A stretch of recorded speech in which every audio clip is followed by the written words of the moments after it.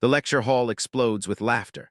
Not polite laughter, not nervous chuckles, real sharp, humiliating laughter cutting through the air like broken glass. At the front of the room, under blinding fluorescent lights, Professor Malcolm Hargreaves stands with a smug half-smile, one hand resting casually on the podium, the other gripping a piece of white chalk like a weapon he's been waiting to use all semester.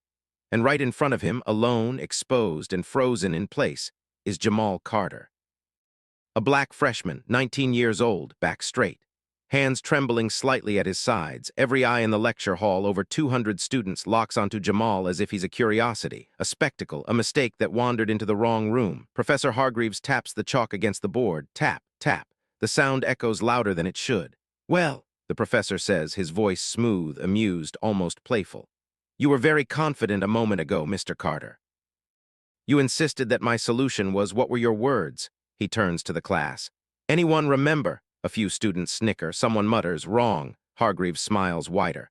"Ah, yes, wrong." He turns back to Jamal, eyes cold now.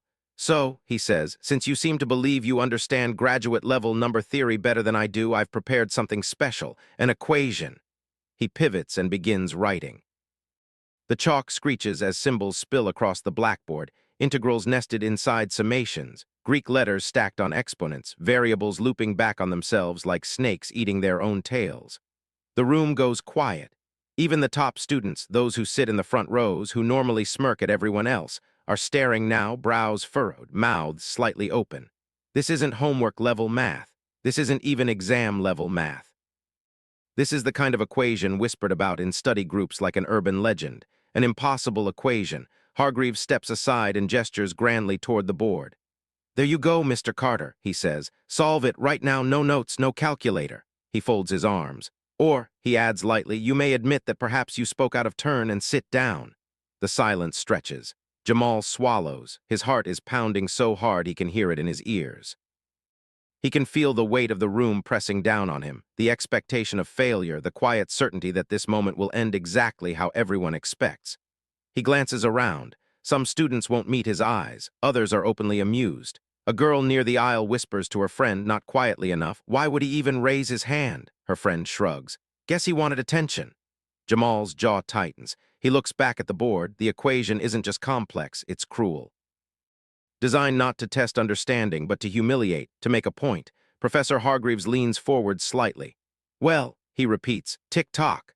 A few students laugh again. Hargreaves chuckles along with them, then raises a hand to quiet the room. "Let this be a lesson," he says, voice suddenly formal, authoritative. "Mathematics is not about confidence, it's about competence, and competence comes from preparation, discipline, and, frankly, a certain aptitude." His eyes flick briefly to Jamal's hoodie.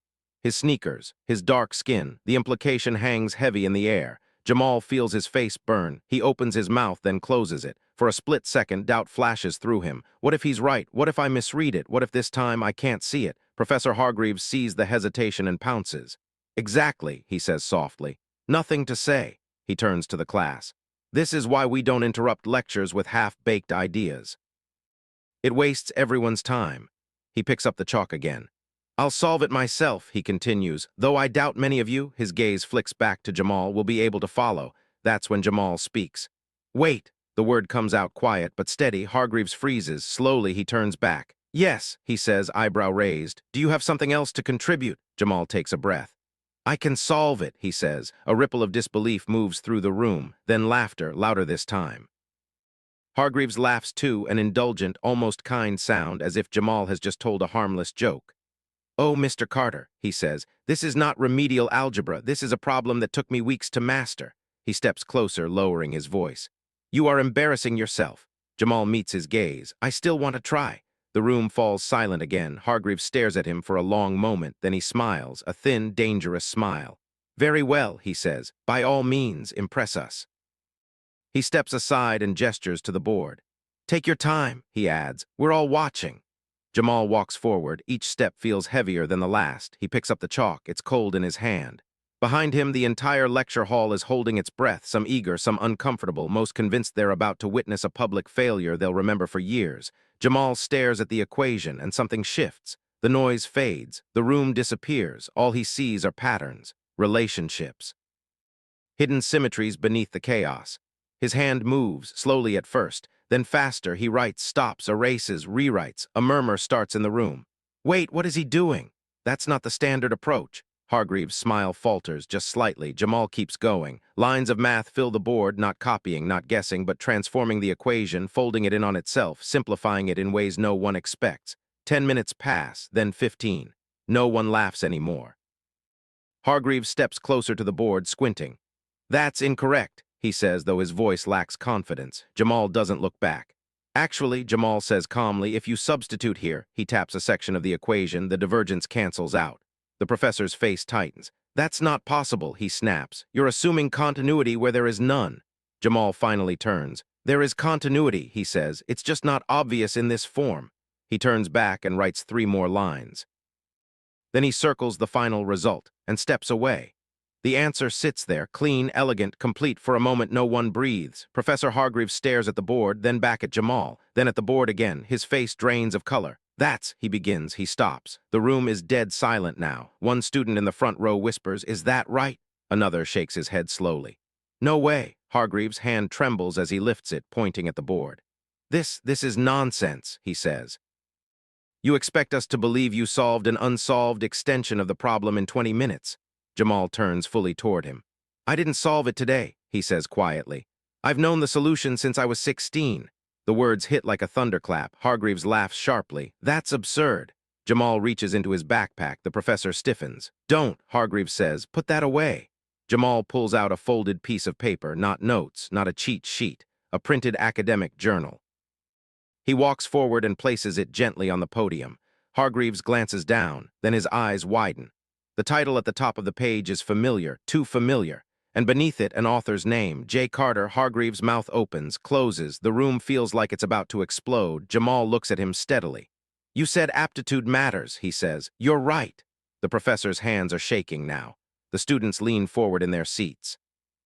Because in this moment, this unbearable, suspended moment, it's clear that Professor Hargreaves has made a catastrophic mistake. And whatever Jamal Carter really is, it's something far more dangerous to Hargreaves' ego than he ever imagined.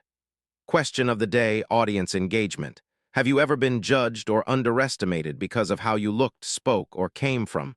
How did it make you feel? Let us know in the comments. And don't forget to tell us where you're watching from. But before we see how this ends, let's go back to where this story truly began 3 months earlier. Before the lecture hall. Before the laughter. Before Professor Malcolm Hargreaves ever wrote that impossible equation on the board. The day began for Jamal Carter the same way most days did, before sunrise, in a cramped 2-bedroom apartment on the south side of the city, with the sound of an old radiator clanking like it was arguing with itself. Jamal lay awake on the narrow bed he shared with stacks of textbooks and loose sheets of paper covered in numbers. Equations weren't just homework to him. They were comfort, order, a language that never lied. He rolled onto his side and glanced at the cracked phone screen on his nightstand. 5:12 a.m. in 48 minutes his alarm would go off. But Jamal had already been awake for an hour. He always was. Carefully, quietly, he slid out of bed and pulled on his hoodie. In the kitchen, his mother, Denise Carter, stood at the stove stirring oatmeal, her hair wrapped in a scarf, dark circles under her eyes from another overnight shift at the nursing home. You didn't sleep again, did you? She asked without turning around. Jamal smiled softly. A little, she snorted. That's what you said yesterday and the day before. He grabbed 2 bowls from the cabinet and set them on the counter. I was thinking. That's what scares me, she said, but there was warmth in her voice. Denise slid the pot off the burner and sighed. Jam, you don't have to be up this early. Your class isn't until 9. I know, he said. I just wanted to review something. She turned and looked at him then, really looked at him. Tall, skinny, shoulders slightly hunched like he was always trying to take up less space than he needed to. My genius son, she said quietly, still trying to prove something. Jamal shrugged. Just trying to survive. That wasn't an exaggeration. Jamal wasn't supposed to be here, not at Westbridge University, one of the most prestigious math programs in the country. Tuition alone cost more than his mother made in 2 years. But Jamal had earned a full scholarship, not because of sports, not because of connections, because when he was 12 years old, he solved a regional math Olympiad problem that even the judges couldn't agree on, then wrote a 2-page explanation correcting their solution. That story made its way quietly through academic circles, quietly being the key word, because Jamal didn't brag, didn't seek attention. Didn't post videos or chase validation. He just kept working. At 13, he audited college-level calculus courses online. At 15, he began emailing professors, carefully, respectfully asking questions that made some of them uncomfortable. At 16, he published his first paper under a shortened name, J. Carter. No photo, no bio, just the work. He never told anyone at school, not his classmates, not even most of his teachers, especially not teachers. Because Jamal had learned early that being too smart while being too black made adults nervous. They smiled, they praised, but they never quite believed. At Westbridge, Jamal quickly realized something else. Here, intelligence wasn't just about what you knew. It was about who looked like they belonged. And Jamal didn't. In lecture halls filled with polished students wearing designer backpacks and talking casually about prep schools and legacy admissions, Jamal sat quietly in the back. He took notes.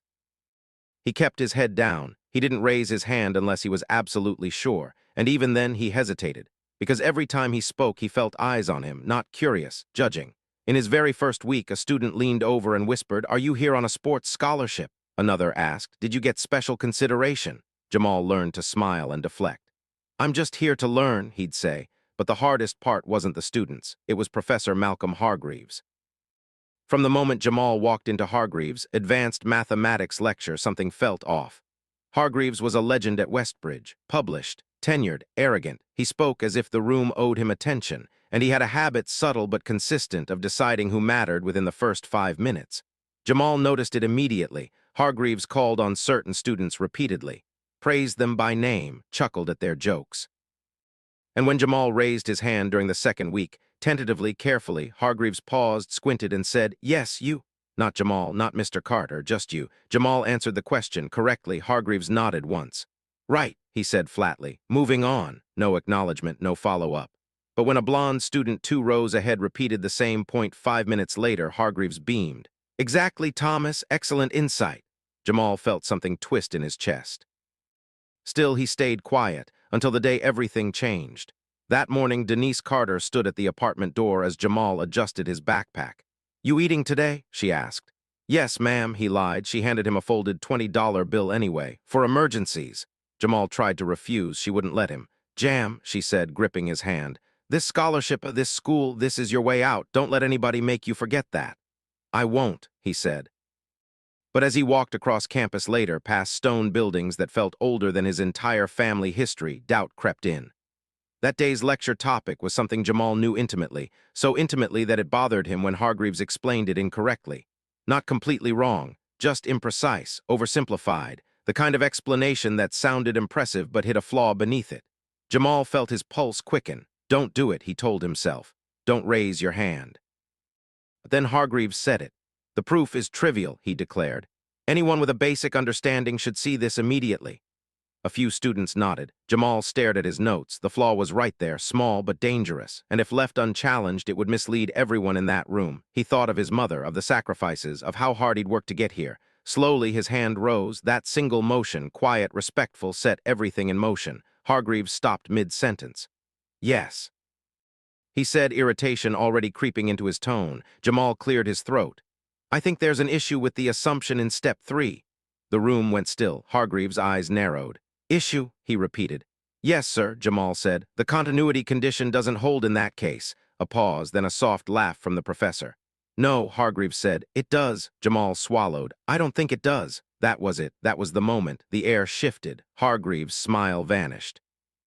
And the humiliation that would later explode in front of everyone began right there.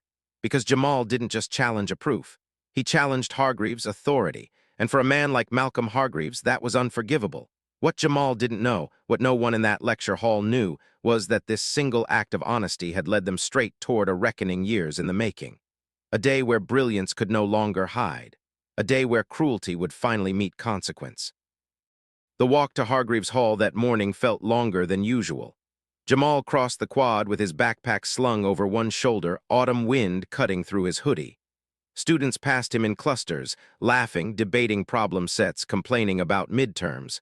None of them noticed the tight knot in his chest, but Jamal felt it. Today mattered. Not because he planned to challenge anyone, not because he wanted attention, but because this was the day of Hargreaves' open lecture review, the one where participation counted heavily toward final evaluation. For Jamal, that evaluation meant everything. Lose points here and his GPA could slip. Slip too far and his scholarship would be reviewed. And without that scholarship, there was no plan B. He reached the building and hesitated at the doors. Just keep your head down, he told himself. Just get through the hour.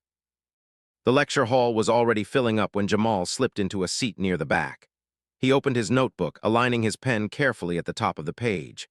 Professor Malcolm Hargreaves entered precisely at 9 o'clock, tall, impeccably dressed. Gray hair combed back like he'd never known chaos a day in his life. The room straightened. "Good morning," Hargreaves said, setting his briefcase down with deliberate precision. "Today we'll be reviewing last week's material. I expect engagement." His eyes scanned the room. They stopped just briefly on Jamal, then moved on. Hargreaves began writing on the board, moving quickly, confidently. His voice filled the room, polished and commanding. Jamal followed along easily at first. Too easily, because again there it was, that same flaw, that same assumption. Only now it was worse, because Hargreaves wasn't just presenting it as fact. He was building on it, layering conclusions on top of something unstable. Jamal's pen hovered above the page. His heart pounded. Don't, he thought, not again. But then Hargreaves turned to the class. "Any questions?" he asked, almost daring someone to speak. Silence. Jamal felt every second stretch. He thought of the students who would fail this concept because they trusted what they were being taught. He thought of his mother working double shifts so he could be here. Slowly, almost against his will, his hand went up. Hargreaves' jaw tightened. "Yes," he said. Jamal spoke carefully, respectfully. The derivation assumes convergence in a region where the function isn't defined. That affects the result. A few students turned around to look at him. Hargreaves stared, then smiled, but this time the smile didn't reach his eyes. "That is a bold claim," he said, "and incorrect." Jamal shook his head slightly. "If you check the boundary conditions, enough," Hargreaves snapped. The room froze. "Mr." Hargreaves said, pretending to search his memory. "Carter," Jamal said quietly. "Jamal Carter." Hargreaves nodded. "Mr. Carter, you are a freshman, correct?" "Yes, sir." "And you believe," Hargreaves continued, voice rising just enough for the room to feel it, "that you've discovered an error in material I've taught for over 20 years. I'm just pointing out—" "No," Hargreaves cut in. "You're interrupting." A few students shifted uncomfortably. Hargreaves folded his arms. "This is not a discussion section," he said. "If you're confused, you can come to office hours." "I'm not confused," Jamal said. The words were out before he could stop them. A murmur rippled through the hall. Hargreaves' eyes hardened. "Oh," he said. "Then enlighten us." The trap had been set. Jamal felt it, but it was too late. Hargreaves turned back to the board, erasing everything with sharp, angry strokes. "Since you're so confident," he said, "let's see how far that confidence takes you." He began writing again, faster this time, more complex. Symbols stacked upon symbols, the chalk squealing under the pressure. Students leaned forward, whispers spread. "What is that?" "That looks brutal." Jamal stared at the board. He recognized it immediately, not because it was standard, but because it was. Hargreaves stepped back, dusting chalk from his hands. "This," he announced, "is an advanced equation derived from a problem most graduate students struggle with." He turned to Jamal. "Go ahead," he said. "Show us how wrong I am." The room went silent. Jamal stood slowly, legs heavy. As he walked to the front, he felt eyes boring into his back, some curious, some amused, some already convinced of the outcome. He reached the board, picked up the chalk. Hargreaves leaned against the podium, arms crossed, satisfaction glinting in his eyes. "This should be educational," he said, "for all of us." Jamal took a breath. The equation was difficult, but not impossible, not to him. He began working, at first quietly. The chalk scratched softly as he rearranged terms. A few minutes passed, then 5. The whispers started. "He's actually trying." "That doesn't look random," Hargreaves frowned. He pushed off the podium and stepped closer. "That's not a valid substitution," he said. Jamal didn't turn. "It is if you rewrite it in this form." He did. The professor's brow furrowed. "That still won't lead anywhere," Hargreaves said. Jamal kept going. 10 minutes in, the room had changed. No laughter, no whispers. Only the sound of chalk and breathing. Hargreaves' confidence wavered. He stepped closer still, scrutinizing every line. "That's unconventional," he muttered. Jamal finished the last step, circled the answer, and stepped aside. "There," he said. Silence. "Then that's impossible," Hargreaves said sharply. "You made an error." Jamal turned. "Where?" Hargreaves opened his mouth, closed it, looked back at the board, his face flushed. "This equation has no closed-form solution," he said finally. "Designed that way." "It does," Jamal replied calmly. "You just have to approach it differently." The class was on the edge of its seat now. Hargreaves' voice dropped. Where did you learn this? He demanded. Jamal hesitated. I taught myself. A few students gasped. Hargreaves laughed, loud, sharp, defensive. That's ridiculous, he said. You expect us to believe that a freshman you has mastered material beyond this curriculum. Jamal met his gaze. I don't expect you to believe anything, he said. Just check the work. Hargreaves' hands trembled. This ends now, he snapped. You've wasted enough of my time. He turned to the class. This is what happens when confidence exceeds competence. He faced Jamal again. Sit down and don't interrupt my lectures again. The humiliation hung heavy. Jamal stood there, chalk dust on his fingers, heart racing. He could feel the old instinct to apologize, to retreat, but something had changed, because Hargreaves had crossed a line. And Jamal wasn't going to step back this time. He reached into his backpack, and that single motion would change everything. The zipper of Jamal's backpack sounded impossibly loud. In the dead silence of the lecture hall, it cut through the air like a blade. Professor Malcolm Hargreaves stiffened. Put that away, he said sharply. This is not the time. Jamal ignored him. He reached inside and pulled out a single, folded document. Not notes, not a calculator, just paper. He walked forward slowly and placed it on the podium between them. Hargreaves glanced down. At first, his expression didn't change. Then his eyes narrowed, then widened, then froze because he recognized the formatting instantly. The font, the structure, the watermark in the corner, it was an academic journal, a highly respected one Hargreaves himself had published in more than once. The title sat boldly at the top of the page. On the convergence of non-standard transformations in multivariable systems. Hargreaves' lips parted. That paper, he murmured. That's, Jamal spoke softly. Yours, Hargreaves looked up sharply. No, it's mine. The room leaned in collectively. Hargreaves flipped the page over with shaking fingers, scanning quickly, hungrily. He stopped at the author line, his face drained of color. J. Carter. No, he whispered. A student in the front row squinted. Wait, Carter. Hargreaves laughed nervously. This is a coincidence. Jamal shook his head. It's not. Hargreaves turned the page again, then another. His breathing grew shallow. He knew this paper. He had cited it, argued against it at a conference, dismissed it publicly while privately admitting its brilliance. The author had been an enigma, no university affiliation, no biography, just results. Who are you? Hargreaves asked, his voice barely audible now. Jamal straightened. My full name, he said, is Jamal Isaiah Carter. A murmur rippled through the hall. I published that paper when I was 16. Silence, absolute, crushing. Hargreaves stumbled back a step. That's impossible, he said weakly. The author would have to be exceptional, Jamal finished. Hargreaves' eyes flicked to the board, to the solution Jamal had written, to the elegance of it. The truth slammed into him all at once. He had mocked, belittled, publicly humiliated a prodigy, a mathematician whose work he had never fully understood. You. Hargreaves began, but before he could finish, the door at the back of the lecture hall opened. Every head turned.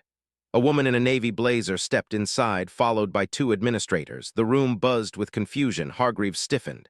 Dr. Reynolds, he said, what is this? Dr. Evelyn Reynolds, dean of the mathematics department, surveyed the room calmly. I was invited, she said. Her eyes moved to Jamal, then to the board, then back to Hargreaves. And I see I arrived just in time. Hargreaves swallowed. This is a misunderstanding. Is it? Reynolds asked. She walked down the aisle, heels clicking against the floor. Because I just watched a live stream of this lecture, she continued, sent to me by 3 different faculty members. A few students gasped. Hargreaves' face turned ashen. Reynolds stopped beside Jamal. Mr. Carter, she said gently, would you mind explaining to the class what you just did? Jamal hesitated. She nodded encouragingly. I solved the equation, he said simply, using a method outlined in my paper. Reynolds smiled. Correct. She turned to the class. For those of you who don't know, she said, the solution on that board is not just correct, it extends the current framework taught at this university. A stunned silence. Reynolds faced Hargreaves. And for the record, she added, the paper Mr. Carter published at 16 is considered one of the most promising contributions to modern applied mathematics in the last decade. Hargreaves' mouth opened. No sound came out. You knew, he croaked. Reynolds nodded. We all did, she gestured to the administrators. His identity was kept private at his request. Jamal's chest tightened. I didn't want special treatment, he said quietly. Reynolds looked at him with something like pride. Yet, she said, turning back to Hargreaves, he received anything but. The professor's shoulders sagged. This was a misunderstanding, he repeated, desperate now. I was testing him, encouraging rigor. Reynolds' gaze sharpened. You set an impossible problem to mock a student, she said, and you did it publicly. She glanced at the students. Does anyone here feel encouraged? No one spoke. Reynolds turned back to Jamal. Mr. Carter, she said, how long has this behavior been going on? Jamal hesitated again, then spoke. All semester. A murmur of agreement rippled through the room. Reynolds exhaled slowly. That will be all, she said. Hargreaves looked around wildly. You can't. I can, Reynolds said calmly. And I am. She faced the class. Lecture dismissed. The students erupted into whispers as they stood, eyes flicking between Jamal and Hargreaves. As the room emptied, Hargreaves slumped against the podium. Reynolds stayed, so did Jamal. The truth was out. Humiliation had reversed direction.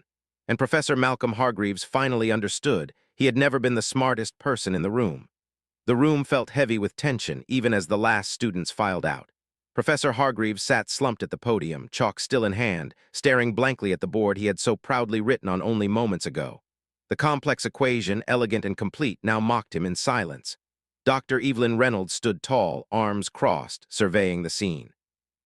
Her calm demeanor made Hargreaves' trembling hands look even more pathetic.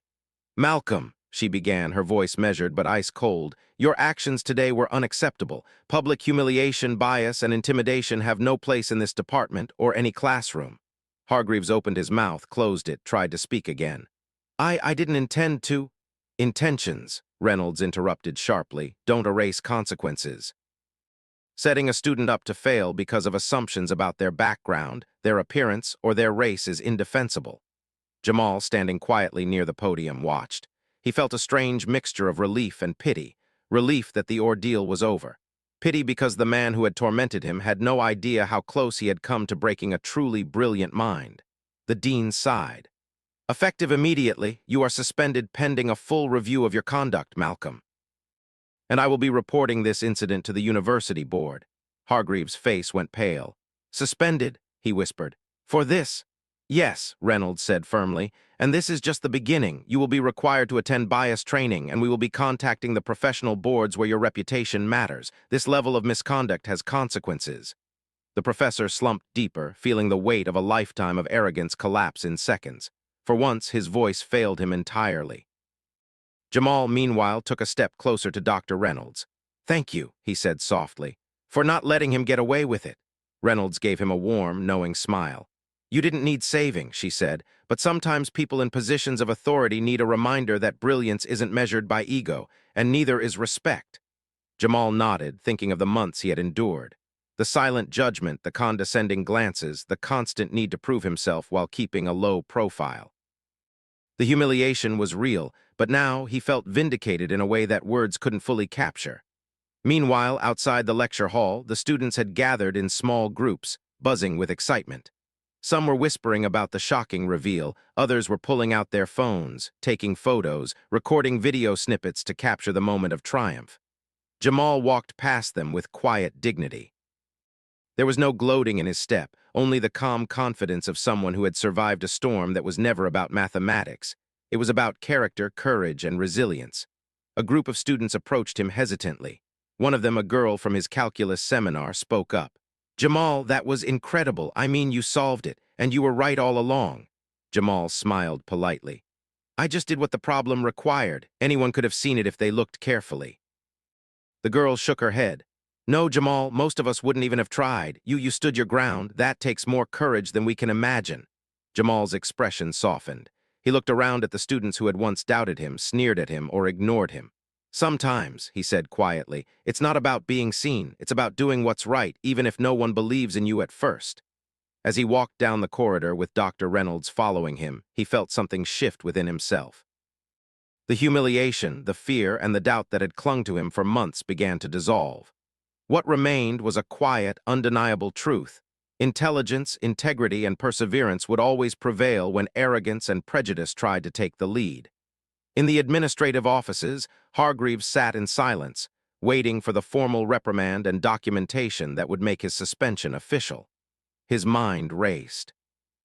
His career, once untouchable, now lay in jeopardy because he had underestimated a student he had thought he could dismiss with a cruel exercise. Every possible explanation, excuse, or defense felt hollow. A knock on the office door drew his attention. One of the administrators entered, holding a file. Professor Hargreaves, the board has decided your suspension will last 6 months, and you will be placed on probation for 1 year upon your return, pending performance review. Hargreaves sank further into the chair. He could barely speak. And my classes, he asked. The students, those affected by your behavior will have the option to request a new instructor, the administrator said. We are taking this very seriously. Hargreaves looked at the floor. No words could undo the damage, no pride could fix the humiliation he had inflicted and now received in return. The consequences were swift, public, and just. Meanwhile, back in the lecture hall, Jamal's story was already spreading like wildfire.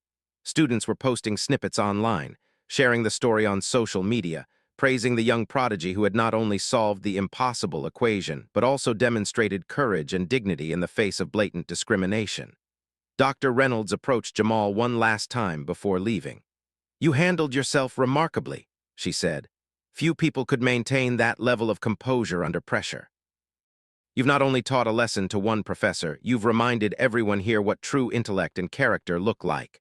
Jamal felt a lump in his throat. I didn't do it to teach him a lesson, he said softly. I just couldn't let him be wrong in front of everyone. Reynolds smiled. And in doing so, you taught all of us. As the day drew to a close, Jamal returned to his apartment. Denise met him at the door, a mixture of worry and anticipation on her face. Mom, he said, hugging her tightly, it's over. She stepped back and looked at him, eyes wide. Over, Jamal, what happened? Jamal sat at the kitchen table, placing the journal carefully in front of her. I proved him wrong, he said, and they know now who I really am. Denise studied the pages, her eyes brimming with tears. Oh, Jamal, you've always been extraordinary. You just never let anyone see it until now. He smiled softly. I had to, they had to see it themselves. She shook her head, a mixture of pride and relief flooding her features. You've earned everything, Jamal, not just for today, for your life. Don't ever forget that. Jamal nodded. For the first time in months, he felt completely at peace. The battle had been won, the arrogance had been confronted, justice had been served. And in that quiet victory, Jamal understood something deeper. It wasn't enough to be brilliant in secret. Sometimes the world had to see, and sometimes it had to learn. That night, Jamal stayed up late, reading, writing, thinking. He knew more challenges would come, more professors would doubt him, more obstacles would appear. But nothing would ever feel like the humiliation he endured that morning. And nothing would ever break the resolve he had found in that lecture hall. For the first time, Jamal wasn't just surviving. He was thriving. And he was ready to change the world, not by seeking revenge, not by showing off, but by proving over and over that true genius can't be hidden forever. 1 year later, the world felt entirely different to Jamal Carter. The lecture hall that had once been a stage for public humiliation was now a place of celebration, inspiration, and achievement. Jamal walked across the campus with a quiet confidence, his backpack slung casually over one shoulder, notebooks tucked neatly under his arm. Students turned to him as he passed, some greeting him by name, others stopping mid-stride to whisper among themselves. But this time the whispers were filled with admiration, not doubt. At the mathematics department, a banner hung across the hallway. Congratulations to Jamal Carter, youngest published contributor to the Westbridge Journal. The banner was a reminder, not of his victory over a single professor, but of everything he had endured, every late night, every condescending glance, every doubt that had been cast his way. It was a testament to perseverance, integrity, and brilliance. Jamal's office now bore his nameplate, Jamal Carter, Research Fellow. At 19, he was among the youngest researchers in the history of the department. Students came to him for guidance, faculty sought his insight, and conferences that once seemed impossibly distant now invited him to speak. He stepped into his office and found Dr. Evelyn Reynolds there, smiling warmly. Good morning, she said. I heard your lecture at the conference last week went brilliantly. Students can't stop talking about it. Jamal smiled modestly. I just shared the work, that's all. Reynolds shook her head.